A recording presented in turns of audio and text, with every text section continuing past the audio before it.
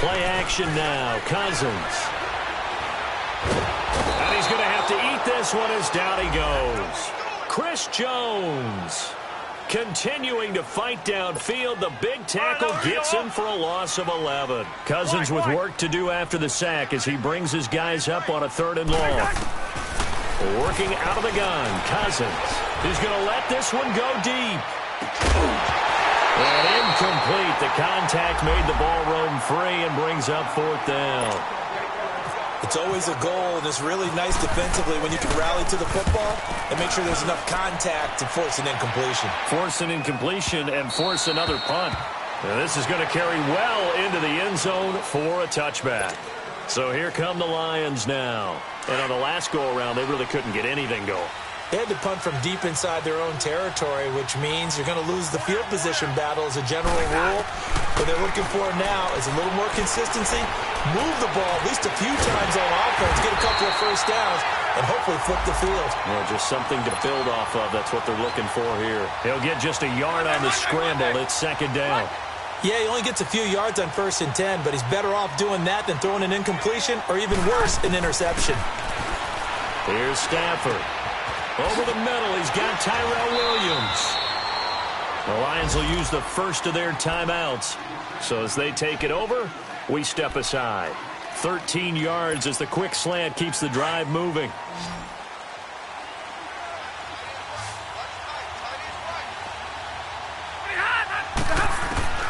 On 1st and 10, Stafford. Pressure coming from the Vikings, and they get there and bring him down.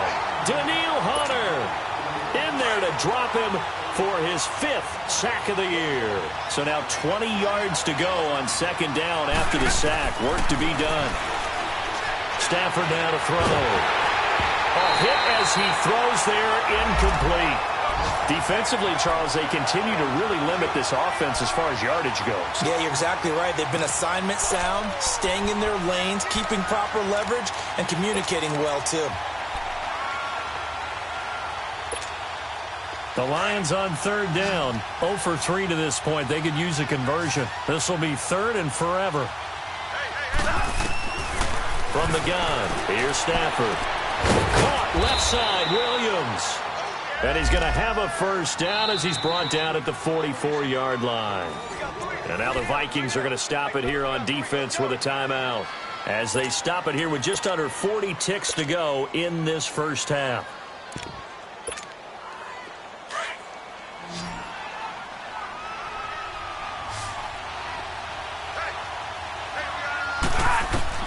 Now a first down throw. Stafford.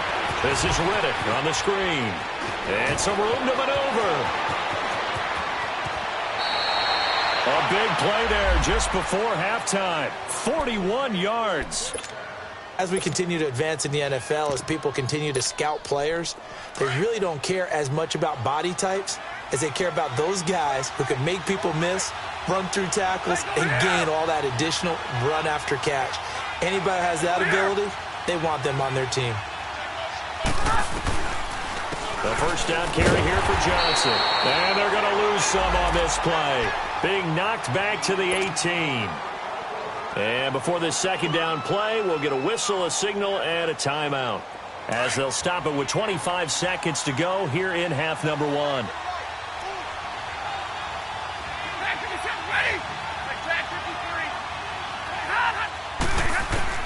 Here's Stafford now on 2nd down.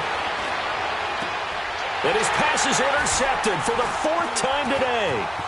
Picked off by the Pro Bowler, Anthony Barr. That's now his 2nd interception in as many weeks from his linebacker position. And think about all the different techniques he has to employ in a passing situation. Is he spot dropping because it's zone? Is he picking up man-to-man? Is he having to run with a running back or a tight end? In any event, great eyes, head on a swivel, and excellent hands. Yeah, versatility and showing those hands. And he's going to get this one across the 30-yard line. Now a timeout taken. Perhaps a chance for one more quick play and then another timeout if they hurry. We'll see. On 1st and 10, Cousins. He couldn't quite hold it. Got hit. Ball pops out, incomplete. After the incomplete pass, here now is 2nd and 10.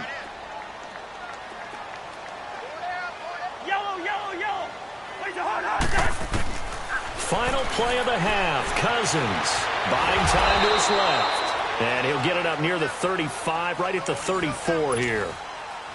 You sure you're ready for the third quarter? Need to use a bathroom or anything? All right, cool. Let's go. That's fielded in the end zone.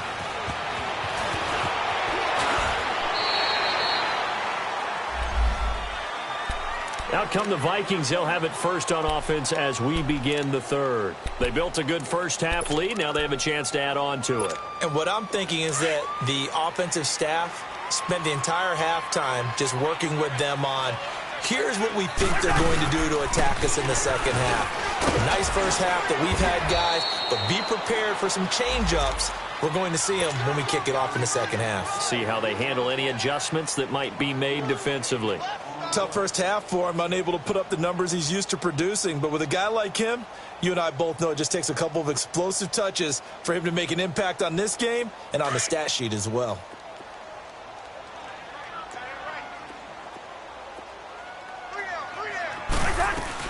On 2nd down, Cook. He lost 2 there, and it's 3rd down.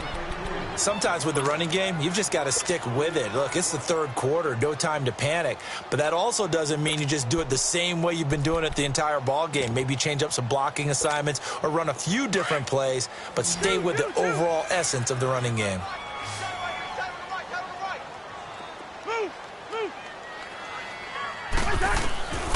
Cousins going deep for Diggs. And that is caught one-handed. Oh, my, he pulled it in. A gain of 39 that time. Well, it's one thing to grab it with one hand, but when you make a catch of that distance, quite another. Yes, sir. I mean, that one right there, we keep talking about the high-flying antics that we're seeing from receivers nowadays. Doesn't matter what spot they start in. But when it actually does happen in the heat of battle, brings me right out of my seat. Now a throw to the end zone on 1st down, but it winds up incomplete. An incomplete pass on 1st down. That leads to a 2nd and 10. Play fake. Cousins. And they will not get the connection there. It's incomplete. He was looking for Adam Thielen there. And it's 3rd down. We've seen these defenses make enough opportunistic plays to keep this one low scoring. Flying around, making plays on the ball, and we see yet another errant throw as a result. Big play coming up. Here's 3rd and 10. I would expect to see some pressure here. And the blitz does come. Calais Campbell. He's the one to get him, and that's sack number 7 for him on the year. They were trying to set up that screen, trying to get that screen to formulate. Took too long. Ends up taking a sack, and that leads you to a couple of other questions. Number one, why don't you just get rid of the football near the screen, guys, so that you don't take an interception? But really, the big one, they just took everything away, and he was really kind of flummoxed on that play and ended up taking the sack. These kickers now, it used to be that a 50-plus yarder was cause for celebration. Now, seemingly automatic. Yeah, isn't it funny when we prepare for a game, when you look at the backgrounds of these kickers? It's interesting, isn't it, to find out they were all-state quarterbacks, receivers, defensive backs, all-state wrestlers, right? Baseball players. We're finding athletes all along, and now they're just specialists putting it through the posts. Stafford and the Lions now have it 1st and 10 at their own 28-yard line. Rolling to his right. Now he's going to throw deep right side. And nearly another interception. They've been around the ball all game. You know, despite the scoreline, I think they've got to like where they are here. They're on the road and just one big play away from getting right back in this game. I'm going to follow right along with you because the spot they're in now is a credit to their defense. They've kept them in it by making the plays that they've made, and that just means you're one big score away from being right back there. Now the question is, can this offense step up and make that play? Because that's been an issue for them in this game. That one goes for 13 yards, and it moves the sticks.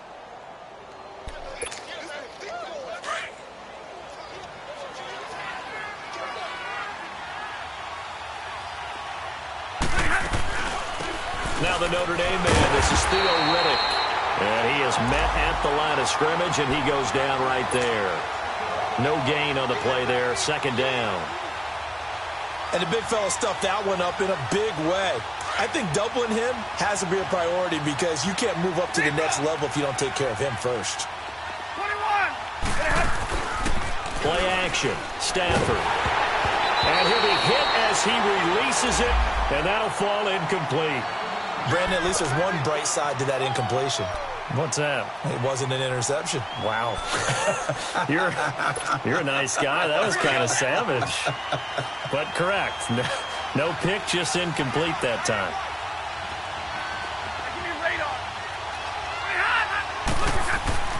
Throwing on third down. Stafford. And that is incomplete. Another drive comes and goes. Still nothing on the scoreboard. Yeah, and when the second half comes, you know, it's real easy to get discouraged and wonder if you're ever going to get things started. You just got to fight through it. Got to keep pounding away. And he'll take this in at the 1-yard line.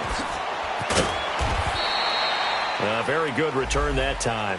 18 yards. And possession will switch hands, 1st and 10. And now out comes Minnesota. This is sort of what you would call a put-away drive, isn't it? They score here, especially a touchdown. It's almost out of reach. It certainly feels that way, and I think that they're going to call their plays accordingly because what you really want to do, even though you know the scoreboard is still up there and the game's going to go on, in fact, you can take the spirit away from another team, that their drive and will to come back and win can be taken with another score right here. Still third quarter, but you just get that feel. Yeah, they're teetering right there on the brink, aren't they? Two. Rhino. Lucky 50. Two. Rhino. Spurs. They just do get the play off. Now Cousins. And the pressure too much that time as Cousins goes down. Cliff Averill in there to get him for a loss of 5. After the sack, they'll come up now 3rd and long. Yeah, I wouldn't be surprised to see them run the ball here just to try and get some space.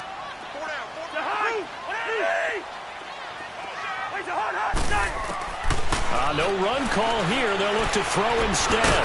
He's got that one complete to Darboh. And able to get it here to about the 16-yard line. Just a 5-yard pickup, and it leads to 4th down. Whether you're playing West Coast offense or not, one of the maxims of the West Coast offense is you're either throwing a touchdown or a check down. In other words, look for the big shot, but be smart. I think they did exactly that on that play. They didn't get the first down. They're taking care of the ball well. Yeah, and being rightly cautious with that lead here in the second half. I know there's no magnet in the ball, but sometimes for the punt returner, after such a scramble, it sort of feels that way, doesn't it? He has it, he loses it, somehow the ball finds its way back to him. Atone for his sin, and you know he's taking a deep sigh of relief right now.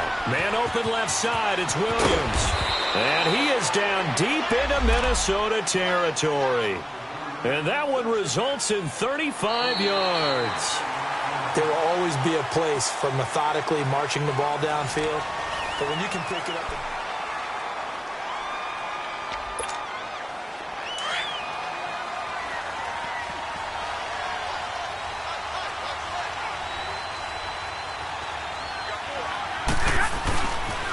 They pitch it out to Johnson. Looking for a cutback lane, but nothing there as he's met at the line of scrimmage. Give the tackle there to Daniil Hunter. So if I'm an offensive coordinator, there's one thing that I know for sure. This is one of the top 5 teams in the NFL against the run. So when I look at my playlist, I'm probably thinking about throwing it. On second down, Johnson. And he'll be taken down here at about the 11. Just a couple there on the second down run. Now they're staring at a 3rd and 8 situation. Doubling this guy has to be a priority before moving up to the next level because the big fella just ate that one alive, just stuffed it. In fact, before the game, he was talking to us, and he's like, hey, these pants make me look fat. And we said, nah, man, you're just a whole lot of guy. He is at well over 300 pounds. He's a big man. Desperation time for Stafford on 4th down.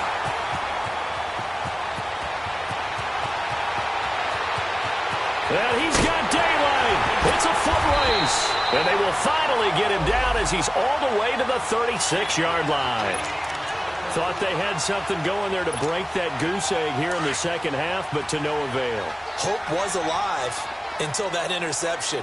What a terrific play, taking the ball away after it looked like they were starting a drive. And now that shutout still standing.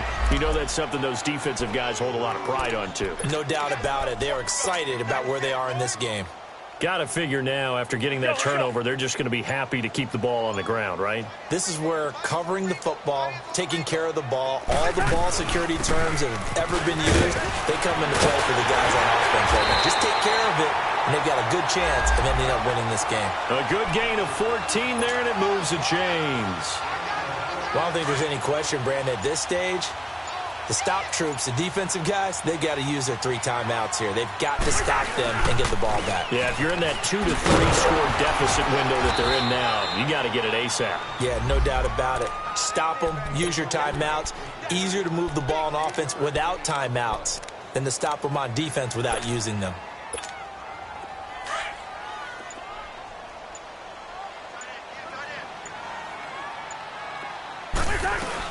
They'll run it now out of the gun. And he stopped immediately there. And now the Lions going to stop us momentarily as they call a timeout. It's just their first. They'll be down to 2 remaining as we step aside here in the fourth quarter. Hey, receiver. Where's your hot. On third down, Cousins. And it's caught. And he couldn't quite get there. Tackled down at the 1. That his first catch so far. They've held him under wraps, but he's got a first down there. A good chance now to put this game on ice. This is first and goal. A good chance now to put this game on ice. This is first and goal.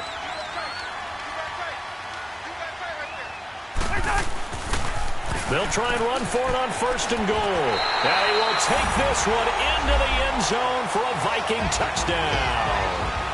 A great effort there. His second touchdown of the afternoon. And the Vikings find a way to stretch their lead. Cousins. And he will get into the end zone to extend the lead by 2 more. He hits the big target for the 2-point try. Defenses hate those guys, especially around the goal line. It's hard to decide who you're going to put on him. Are you going to put a smaller corner on him? Are you going to put a safety who doesn't have maybe the same coverage skills? How about a